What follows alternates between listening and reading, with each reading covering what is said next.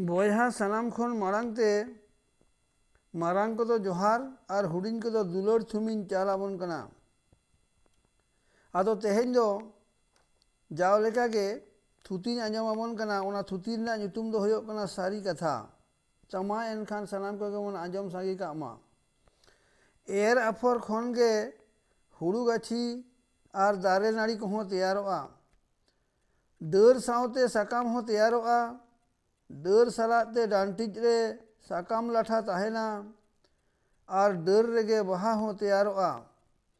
ओना डर खन गे आड़ी मौज सोंधार सो बाहरना ओटांग हेज कते आबोआ मुँह हरते बोलो कते नापाय आहसा से अइकव होचो बना।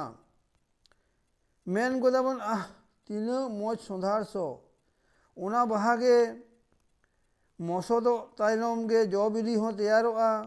सिबिल जो जम कते आड़ी नापाय बन अइकवा और ओना दो आबोआ हरमोरे दाड़े जोगाव रेना होय कामिया।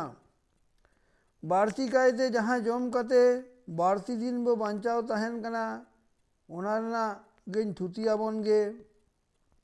ओना दो हुयुग कना हुड़ू। हुड़ू खन चावले तैयार कते दाकाबन जोमा। मेनखान ओना जोमा दो चेद लेका भाबते तैयार कते मोचारे बन इदिया। ओना रेना गाहिर रे दो जानी बांग बन सेना कान गया पलेन। नियम दोहो कते गे ओना हुड़ू दो बन एर आफोरा। ओना हुड़ू खन गे मारांग दो तोला से चारा रे तैयारोआ। ओना आर हो बन रहोय उचेड़ा। ओना तायनम गाछीआ पोटेआ गेलेआ और बेलेआ।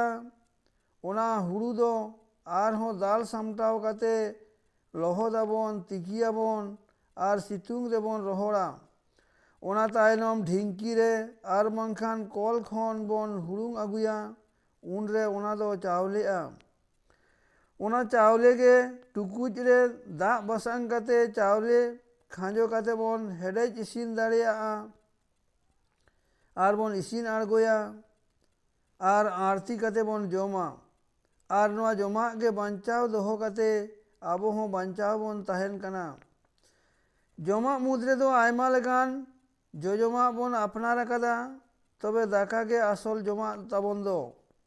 इते दो पटकोजोआ अमनोआ दारेआ डरोआ साकामोआ बाहाआ और ओना बाहारे जाली साबोआ जो बिलिआ। हरियर साकाम हो पांडू कते ᱧᱩᱨᱩᱜᱼᱟ।